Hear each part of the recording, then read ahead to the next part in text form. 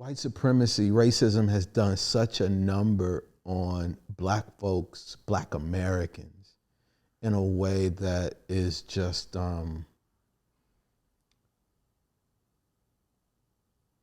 they don't get to see that they got the keys.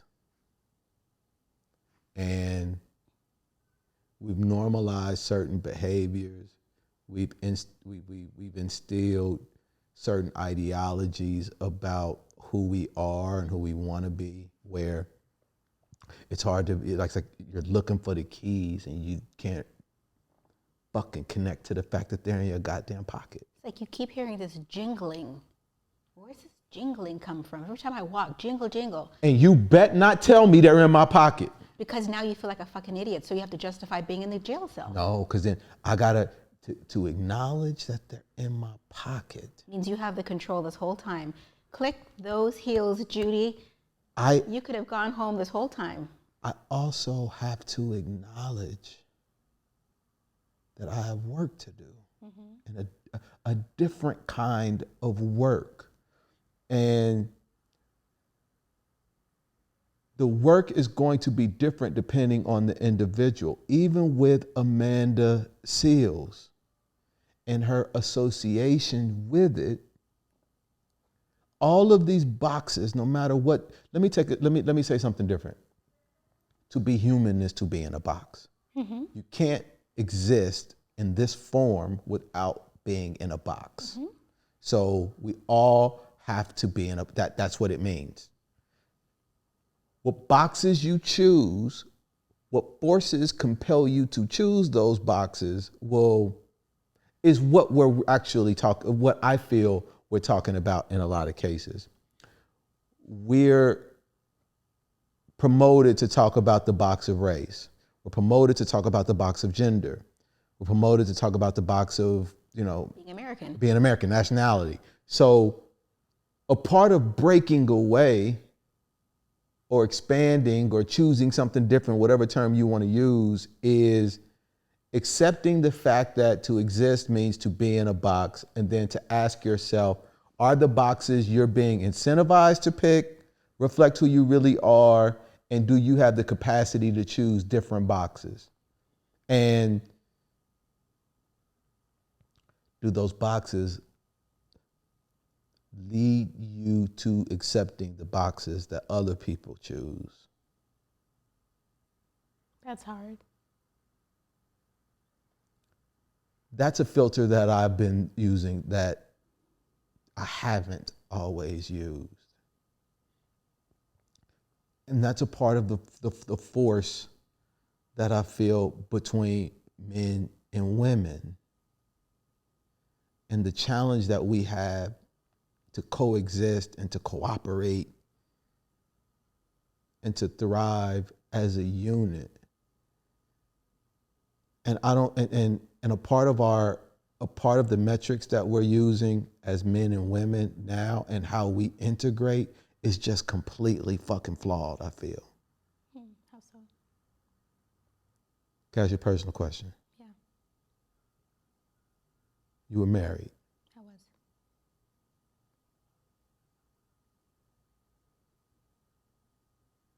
You're from another country. Is your husband from another country? No, he's from Virginia. My ex-husband is from Virginia. My bad, thank you. Okay. My bad, ex-husband.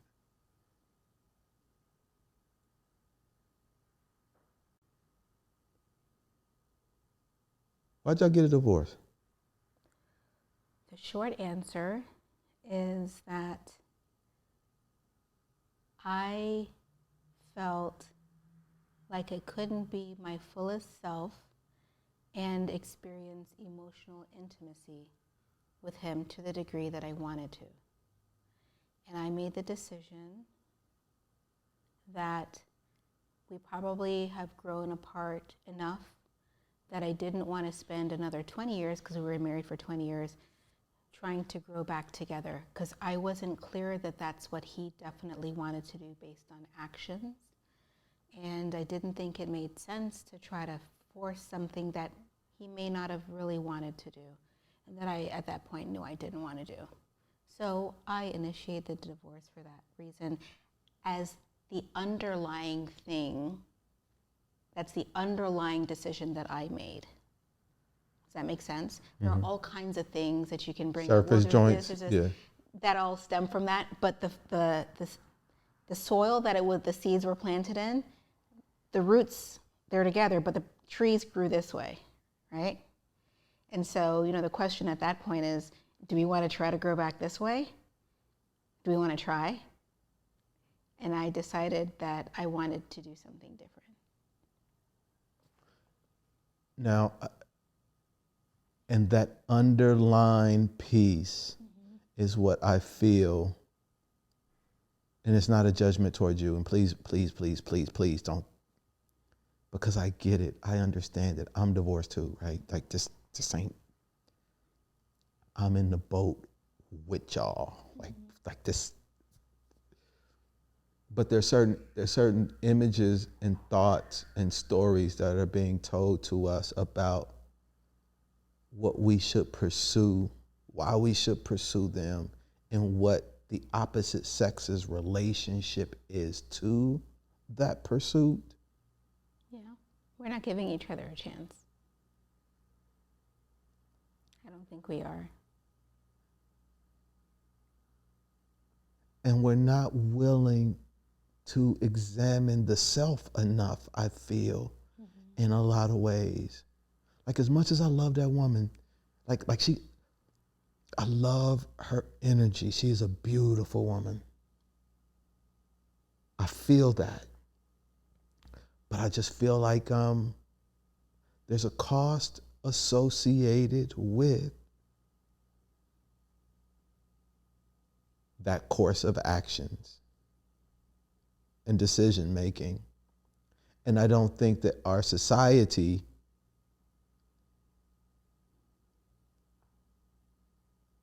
does an honest, accurate job of conveying what the cost is associated with it, because she gets to hide behind, people in her position get to hide behind resources like money and this and that and the third. What are you talking about right now?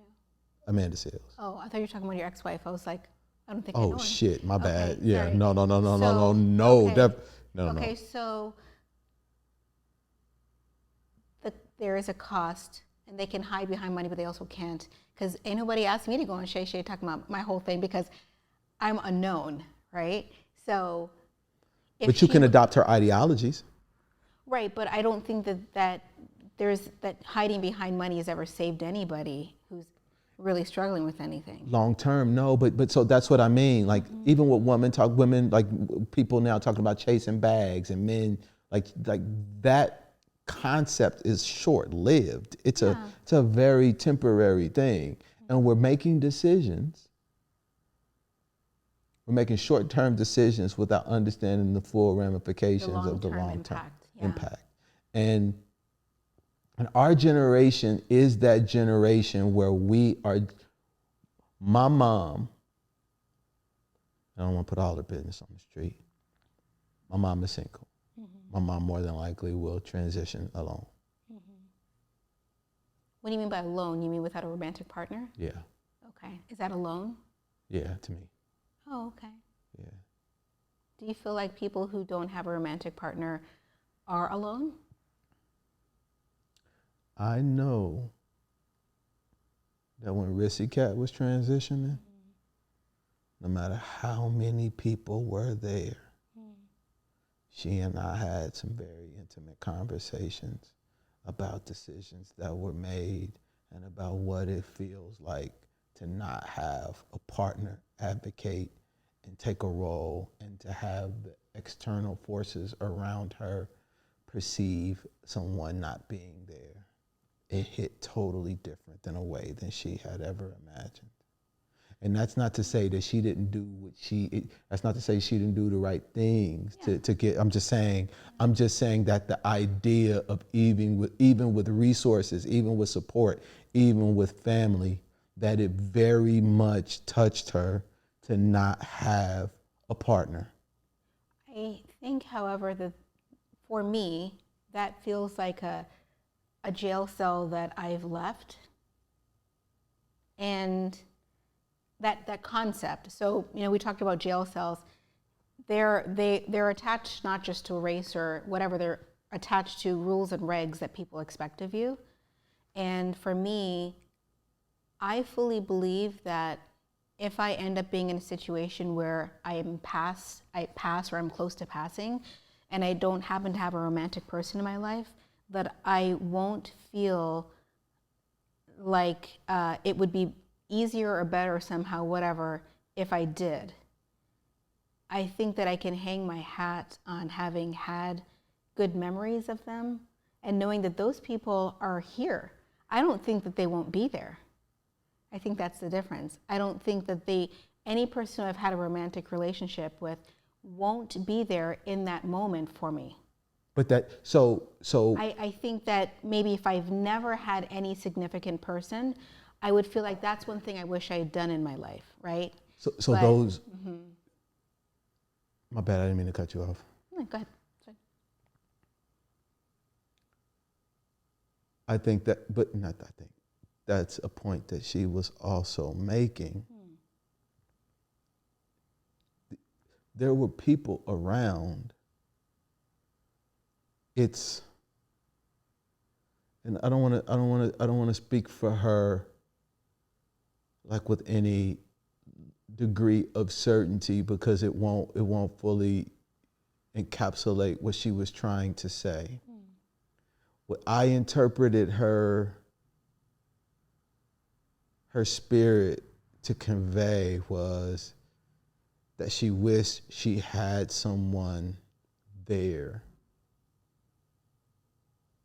At that moment, that she had a romantic relationship with that she a deep partner, a life partner who she was sharing and building a life with, who was there making decisions, advocating, stepping up. Now, and I'm there, but other people were there who had closer, but it's in her spirit, in her perception of all of the dynamics that were at play and how she's managing what's going on inside of her. And what you write down on a piece of paper when you're talking about who this person is and that person, are you married and da-da-da-da, like the spectrum. The healthcare system makes you feel alone is what I hear you saying. Because I'm guessing that if she was dying in the house she grew up in a neighborhood where everybody knew her, and she maybe was married, maybe she's a widow, maybe whatever, and she had a whole bunch of other people around, the community around her, that might have felt differently, but yes. But that's not what I'm saying. Okay. It's a totally different, so connect with the spirit of what I'm saying. Like there's a I'm kind of responding to that because I might be a little disappointed in men right now in my life. And I might not have completely realized that. It's really difficult to be in a space where you're disappointed in men, but you want a man who's a partner.